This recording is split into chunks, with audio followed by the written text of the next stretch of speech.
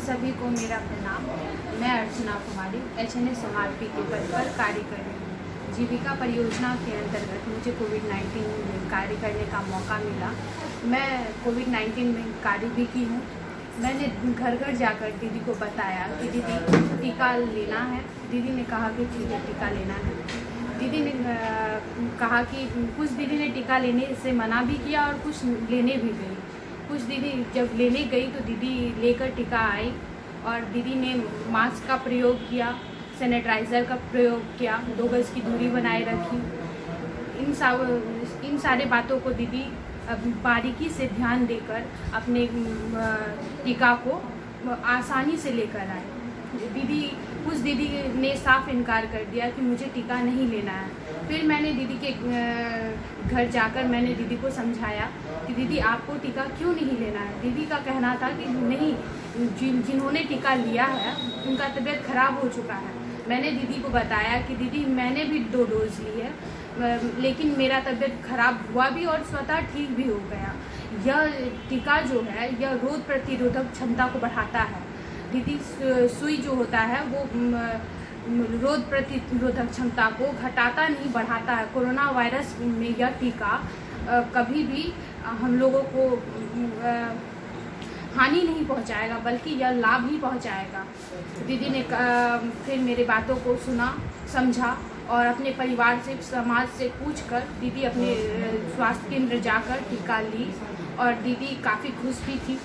फिर दीदी ने कुछ दीदी को मैंने देखा वहाँ टीका केंद्र में दीदी एक ही मास्क को दोबारा पहन रही थी। फिर मैंने देखा कि दीदी मास्क दोबारा पहन रही। मैंने दीदी को पूछा, दीदी आपने जो यह मास्क को प्रयोग किया है या फिर से आप प्रयोग कर रही हैं, यह सरासर गलत है। दीदी ने कहा कि क्यों गलत है, सरकार का नियम है कि मास्क पहनना है। तो दीदी को मैंने बताया कि दीदी मास्क का प्रयोग एक बार से दूसरा बार नहीं करना चाहिए, क्योंकि मास्क जो है एक बार श्वास लेते हैं, छोड़ते हैं, उसमें अनेक प्रकार के जीवाणु होते हैं।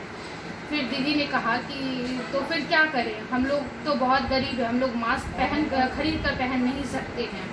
फिर दीदी अपना दीदी को मैंने बताया कि दीदी आप मास्क धोकर तो पहन सकते हैं ना, आप मास्क को धोकर डेटॉल और सर्फ देकर अपना प्रयोग में ला सकते हैं दोबारा। दीदी ने कहा ठीक है। फिर दीदी काफ़ी दीदी तो गई, सभी सुई ली। 6 पंचायत में लगभग हम लोगों को 500 का टारगेट था, उसमें मैंने 350 दीदी जीविका दीदी को हर 3 सुई दिलवाई हूँ। और दीदी इससे मतलब मैं खुश हूँ कि दीदी सभी दीदी मेरा सहयोग की, जीविका परिवार सहयोग किया कि मैं इस कार्य को कर पाई। और पर हमारे घर में मैं इस कार्य को जब कर रही थी, स्वास्थ्य केंद्र जा रही थी, तो मेरे समाज के लोग मुझे अनभिज्ञ नज़र से देखते थे कि यह क्या काम कर रही है और कितने गलत जगह पर जा रही है। अभी इस बीमारी में जैसा कि छुआछूत का बीमारी होता था, उस बीमारी में उस टाइप का यह बीमारी है, यह गांव में लाकर गांव समाज में दे देगी। इस कारण से लोग हमें खराब नज़र से देखते थे। लेकिन हमारे घर के लोग कभी शिक्षित होने के कारण वह कभी हमें रोके नहीं थे। आप घर में रुके रहिए, घर में बैठिए, कि काम मत कीजिए।